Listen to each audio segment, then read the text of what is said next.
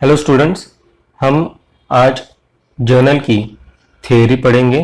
सारे क्वेश्चंस आपके text book के पेज नंबर 81 पर है।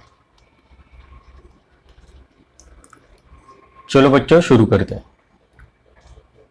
Answer the following questions in brief. First question, what is journal? हम जो सारे ट्रांजैक्शंस करते हैं उन ट्रांजैक्शंस को हम जर्नल में रिकॉर्ड करते हैं। ये सारे जो ट्रांजैक्शंस होते हैं वो डेट वाइज ऑर्डर में हम रिकॉर्ड करते हैं, जिसे क्रोनोलॉजिकल ऑर्डर बोलते हैं। देखते हैं answer. Journal is a book of daily record in which all types of business transactions are systematically recorded in chronological order. Chronological order मतलब डेट वाइज। जैसे अप्रैल 1 को पहले ट्रांजैक्शन रिकॉर्ड किया, फिर अप्रैल 2 को जो ट्रांजैक्शन होता है वो एक के बाद एक तारीख से हम जर्नल में सारे ट्रांजैक्शंस रिकॉर्ड करते हैं। Second question, what is the meaning of narration? Journal entry लिखने के बाद उस एंट्री को एक्सप्लेन करने के लिए हम नरेशन लिखते हैं। नरेशन जरूरी होता है क्योंकि कुछ ट्रांजैक्शन होते हैं जहां पर सारी बातें जर्नल एंट्री में नहीं दिखती, जैसे ट्रेड डिस्काउंट, उसे आपको नरेशन में लिखना जरूरी होता है। चलो आंसर पढ़ते हैं। Brief explanation of the transaction which is written in brackets just below the accounting entry is called narration. It always begins with the word being. Narration आपका बीइंग इस वर्ड से शुरू होता है। Third question, what do you mean by journalizing? Journal में entry record करने की जो प्रोसेस होते हैं उसे जर्नलाइजिंग बोलते हैं। The process of entering or recording the transaction systematically in journal is called journalizing. Fourth question, which column in journal is not filled in at the time of journalizing? आपके journal में ledger folio एक column होता है, उस column में हम entry करते समय कोई एंट्री नहीं लिखते, तो ledger folio is the column which is not filled at the time of journalizing. Fifth question, what is the meaning of simple entry? जिस जर्नल एंट्री में सिर्फ एक डेबिट होता है और एक ही क्रेडिट होता है उसे हम सिंपल एंट्री कहते हैं। जैसे purchase account debit to cash, यहां पे सिर्फ एक ही डेबिट है और एक ही क्रेडिट है, तो उसे हम बोलेंगे simple entry. Simple entry is an accounting entry in which only two effects are affected, one is debited and the other is credited. यहां पर मैं एग्जाम्पल लिख देता हूं।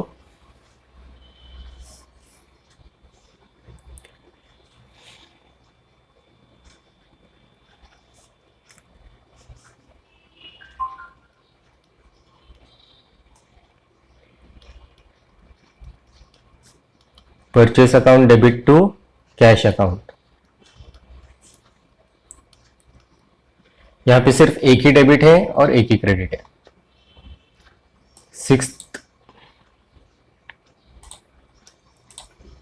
Sixth question, which account is debited when rent is paid by debit card?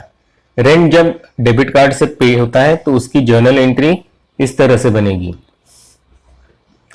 Rent account debit, rent account ये nominal account है, हमारा खर्चा हुआ है इसलिए इसको डेबिट होगा टू बैंक अकाउंट।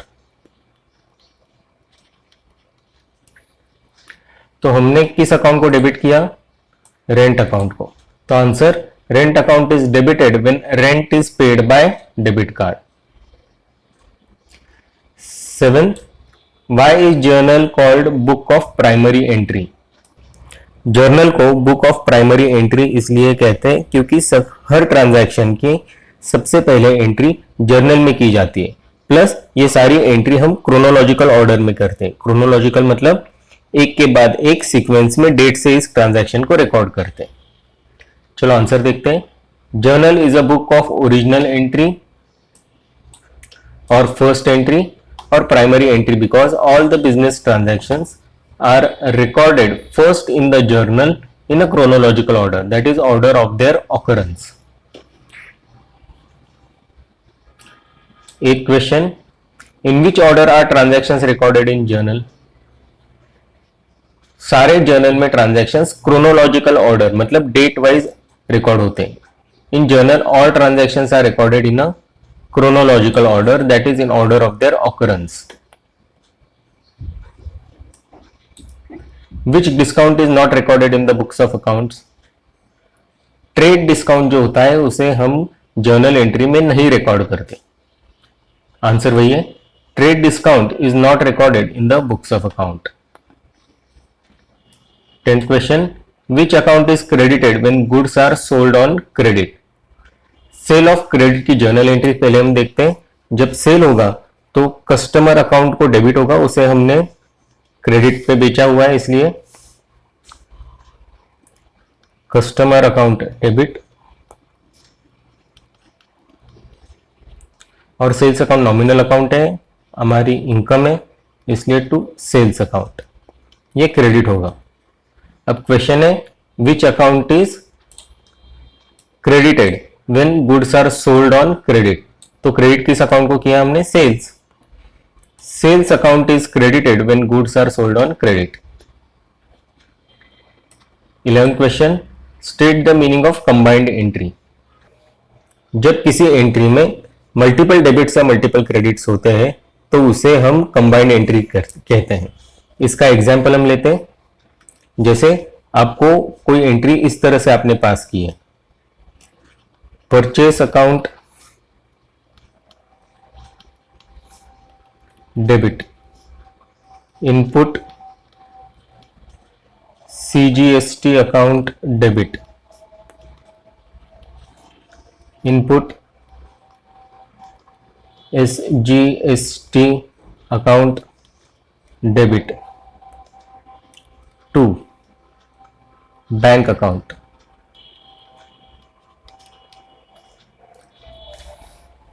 ये आप एंट्री देखोगे तो इसमें 1, 2, 3 ऐसे 3 डेबिट है और 1 क्रेडिट है, तो ये कंबाइंड एंट्री होगी।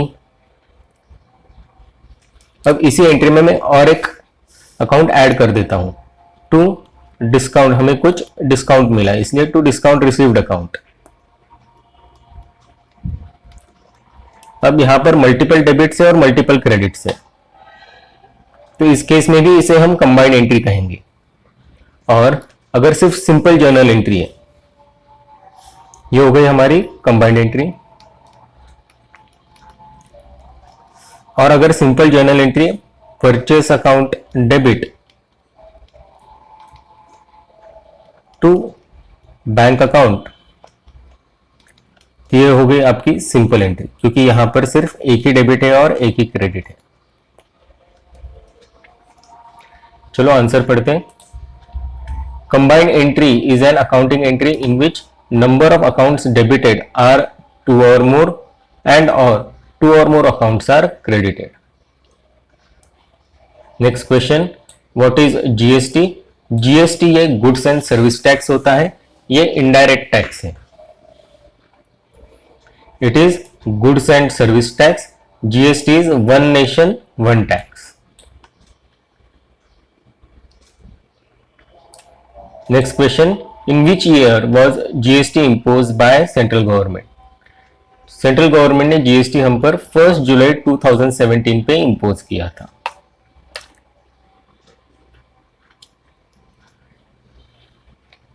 नेक्स्ट, गिव वन वर्ड और टर्म और phrase for each of the following statements.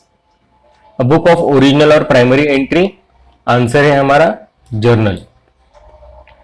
Process of recording the transaction, हमने इससे पहले ही पढ़ा है, journalising. Brief explanation of the entry, narration. French word from which word journal is derived, answer है उसका jaw. Entry in which more than one account is debited and credited, एक से ज्यादा अगर डेबिट या क्रेडिट होता है तो हम उसे बोलते हैं combined entry. Anything taken by the proprietor from business for his personal use, personal use के लिए अगर कुछ लेता है तो हम उसे बोलते हैं drawings. Amount of money paid to broker while buying or selling shares and securities, shares and securities की हमने जर्नल एंट्रीज देखी है। अगर कोई भी शेयर हम खरीदते हैं तो हमें ब्रोकर थ्रू खरीदना पड़ता है। ब्रोकर्स के मैं कुछ एग्जाम्पल कहता हूं, जैसे आईसीआईसीआई सिक्योरिटीज, एचडीएफसी सिक्योरिटीज, शेरखान.com, मोतीलाल एंड ओसवाल सिक्योरिटीज, इनके थ्रू हमें शेयर्स खरीदने पड़ते हैं। उसके लिए हमें कुछ उन्हें पैसा देना पड़ता है, जिसे बोलते हैं brokerage. So amount of money paid to broker while buying and selling the shares and securities, answer is brokerage. Entry in which one account is debited another account is credited, सिर्फ एक ही डेबिट है और credit है तो simple entry. The column in journal which is not filled at the time of journalising, answer होगा ledger folio. An account which is debited when rent is paid to the landlord, जब landlord को rent पे करेंगे तब उसकी entry कुछ इस तरह से बनेगी। Rent account debit to cash account. अब यहां पे रेंट अकाउंट को हम डेबिट कर रहे हैं, तो answer which account is debited, answer rent account. 11 transaction, summarize form in which business transactions are recorded in debit and credit form, answer journal entry। 12 deduction which made in printed price of the goods bought or sold, printed price पे जो discount हमें मिलता है, जो deduction होता है, उसे trade discount कहते हैं। इस ट्रेड डिस्काउंट को हम जर्नल एंट्री में रिकॉर्ड नहीं करते। Discount which is not recorded in the books of accounts, answer trade discount. Allowance for prompt payment, cash से या बैंक से अगर तुरंत पेमेंट करते हो तो यूजुअली आपको कुछ कैश डिस्काउंट मिलता है। कैश डिस्काउंट को हम जर्नल एंट्री में रिकॉर्ड करते हैं। Discount which is made in the amount of cash to be received or paid, answer cash discount. Column provided in the journal to write page number of the ledger on which account appears, answer ledger folio। the tax imposed by central government on goods and services, goods and service tax जिसे हम GST कहते हैं। concession given for immediate payment, immediate payment करने के लिए हमें जो discount मिलता है उसे बोलते हैं cash discount.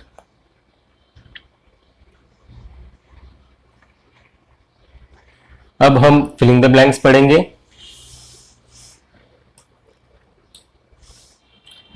Dash means explanation of the transaction recorded in the journal. Journal entry को एक्सप्लेन करने के लिए जो हम लिखते हैं उसे कहते हैं नरेशन। ये नीचे इसके आंसर है। First narration. Second transaction, discount is not recorded in the books of accounts. हम कौन सा डिस्काउंट रिकॉर्ड नहीं करते, तो trade discount. Third, the dash column of the journal is not entered eight the time of journalising. हम journal लिखते समय ledger folio column में कोई एंट्री नहीं करते, तो थर्ड आंसर आपका लेजर फोलियो आएगा। Recording of transaction in the journal is called, ये प्रोसेस को हम जर्नलाइजिंग कहते हैं। एवरी जर्नल एंट्री रिक्वायर्स, हर जर्नल एंट्री को आपको एक्सप्लेन करना पड़ता है, जिसे हम कहते हैं narration. Goods sold on credit should be debited to.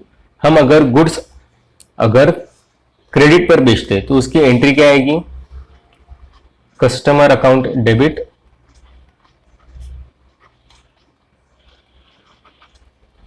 To sales account.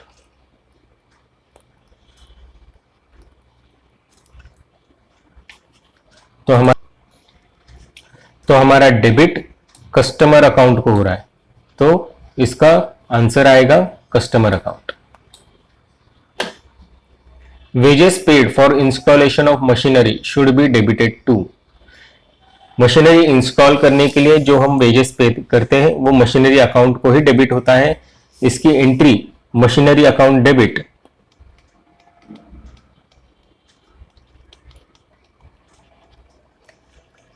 To cash account, इस तरह से आएगी। वेजेस अकाउंट को ये हम डेबिट नहीं करेंगे। नीचे आंसर देखते हैं इसका। Machinery account, commission paid to the agent should be debited to. अब एजेंट को जो कमीशन पे करते हैं उसकी जर्नल एंट्री,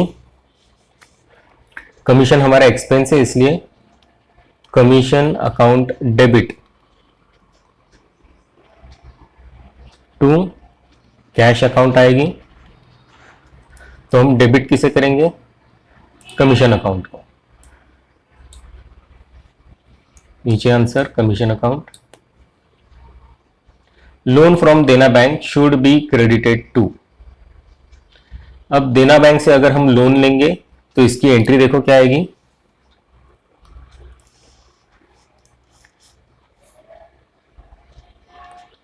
देना बैंक से हमें लोन मिल रहा है तो बैंक में हमारे पैसे जमा हो जाएंगे, इसलिए bank account debit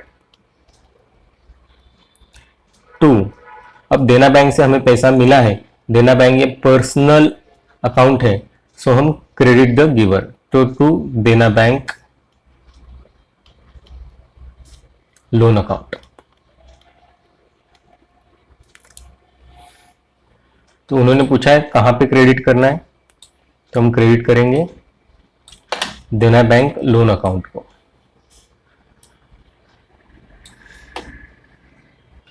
10 purchase of animals for cash should be debited to. Purchase of animals जब हम करते हैं, जैसे हमने कोई हॉर्स खरीद लिया, कोई कैमल खरीद लिया, तो उसे बोलते हैं लाइफ स्टॉक अकाउंट। अगर हमने खरीद लिया लाइफ स्टॉक अकाउंट को तो हम डेबिट करेंगे लाइफ स्टॉक अकाउंट को।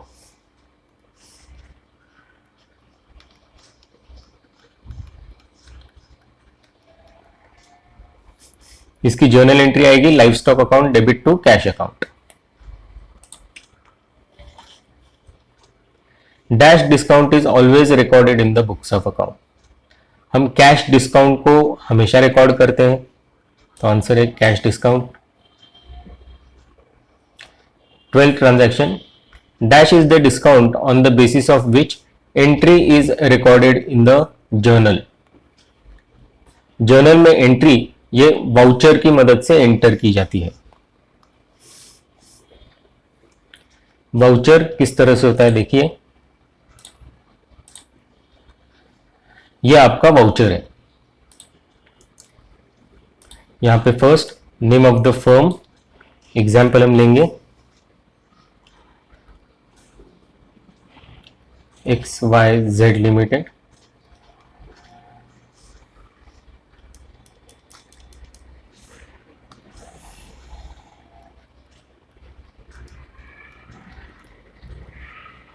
वाउचर नंबर हम लेते हैं नंबर 10। ट्रांजैक्शन नंबर भी हम लेंगे नंबर 10 नंबर ट्रांजैक्शन है। डेट हम 25 फरवरी 2021 लिखेंगे। डेबिट अमाउंट, मान लो ये परचेस का ट्रांजैक्शन है तो परचेस लिखेंगे। क्रेडिट अकाउंट, हमने ये अमित से परचेस किया क्रेडिट पर तो हम लिखेंगे अमित अकाउंट। पर्टिकुलर्स में लिखेंगे goods purchased on credit on मान लो 30 days credit from Amit. Amount लिख देंगे यहां पे 10,000। Amount in words 10,000 only. Approved by, जो भी साइनिंग अथॉरिटी होगी वो उसे अप्रूव करेगा, हम इसे SD लिख देते हैं अभी। ऑथराइज्ड बाय, इसकी अप्रूविंग अथॉरिटी होगी वो भी अप्रूव कर देगा, और जिसने इसका खर्चा किया वो इस पे साइन कर देगा।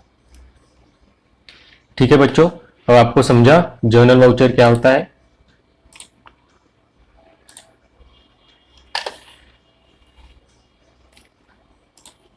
Next transaction 13, there are dash parties to the check.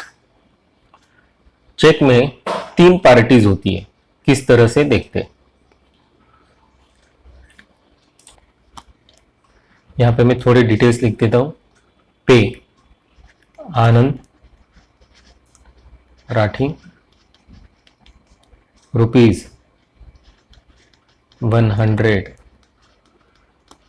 Only. यहाँ पे वर्ड्स में लिख दे, नंबर्स में लिख देते हैं 100, और यहाँ पे मैं सिग्नेचर कर देता हूँ।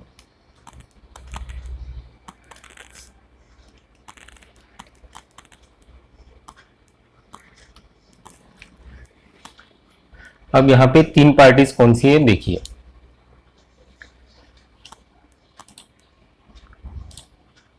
फर्स्ट पार्टी आनंद राठी, ये है पेई, जिसे हम पेमेंट कर रहे हैं वो पेई।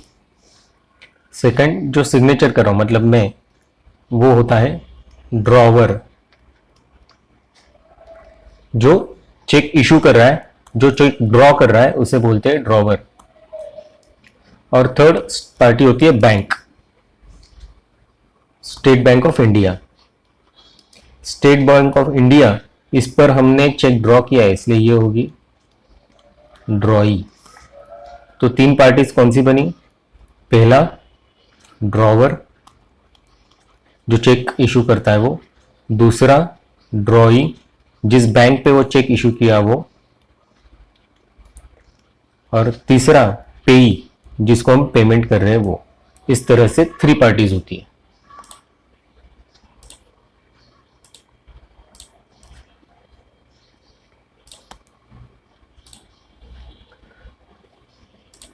So there are how many parties to the check? 3 parties. Fourth, the dash check are more safe than other checks as it cannot be encashed on the counter of the bank. Cross cheque ज्यादा safe होते हैं। Cross check आपको आपके bank account में ही deposit करने पड़ते हैं। ये जो स्पेसिमन है ये बेरर चेक का स्पेसिमन है। अगर मैं यहाँ पे इसके लेफ्ट हैंड कॉर्नर पर 2 लाइंस ड्रॉ कर देता हूं तो हम इसे बोलेंगे क्रॉस्ड। अब ये क्रॉस चेक हो गया, ठीक है। और इस क्रॉस के बीच में अगर मैं लिख देता हूं अकाउंट पेई तो इसे हम बोलेंगे अकाउंट पेई चेक। क्रॉस चेक या अकाउंट पेई चेक, ये जिसको हम पे कर रहे हैं, यहाँ पे आनंद राठी जिसको हम पे कर रहे हैं उसको अपने अकाउंट में ही ये चेक डिपॉजिट करना पड़ता है। वो अक्रॉस द काउंटर बैंक से पैसे नहीं ले सकता।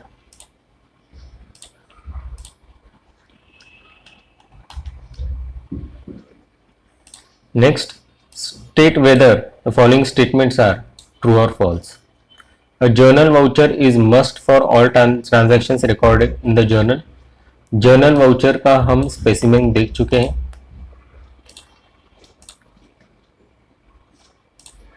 ये हमारा जर्नल वाउचर है। हर जर्नल एंट्री के लिए हमें जर्नल वाउचर लिखना जरूरी होता है, उसके जर्नल एंट्री को हम सपोर्ट करेंगे उससे। So answer is true. Journal is a book of primary entry. Yes, ये प्राइम एंट्री है, सबसे पहले हम जर्नल में ही एंट्री करते हैं।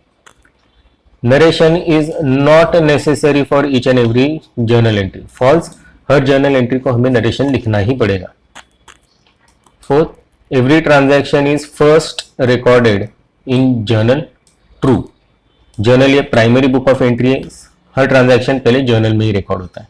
Fifth, if rent is paid to landlord, landlord's account should be debited. अब रेंट क्या हुआ है? पे हो गया। अब इसकी जर्नल एंट्री देखते क्या होगा। इसकी जर्नल एंट्री बनेगी रेंट अकाउंट डेबिट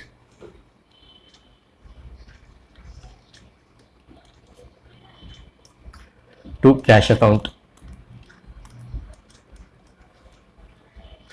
तो हमने डेबिट रेंट अकाउंट को किया, यहां पर लैंडलॉर्ड अकाउंट कहीं पे है ही नहीं, इसलिए false.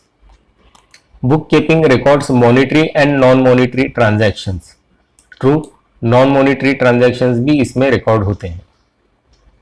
Drawings made by the proprietor increases his capital. Drawings एक कैपिटल का बिल्कुल उल्टा होता है। कैपिटल ड्राइंग्स मतलब हमारे पर्सनल एक्सपेंस के लिए जो पैसे बिजनेस से निकालते हैं उसे बोलते हैं हम ड्राइंग्स। ड्राइंग्स का एग्जाम्पल जैसे प्रोप्राइटर की लाइफ इंश्योरेंस पॉलिसी, उसने अपने बेटों की स्कूल फीस पे कर ली, ये एग्जाम्पल हुए ड्राइंग्स के। ड्राइंग से कैपिटल रिड्यूस होता है, कम हो जाता है, क्योंकि बिजनेस से पैसा बाहर निकल रहा है। So drawing made by the proprietor increases his capital, false, ये है false. GST paid on purchase of goods is input tax account should be debited, true. हम जब परचेस करते हैं तो आता है इनपुट टैक्स।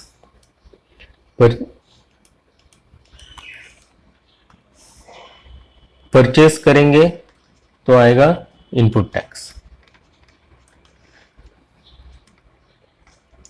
और सेल करेंगे तो आएगा आउटपुट टैक्स। और टैक्स कौन सा होता है? जीएसटी।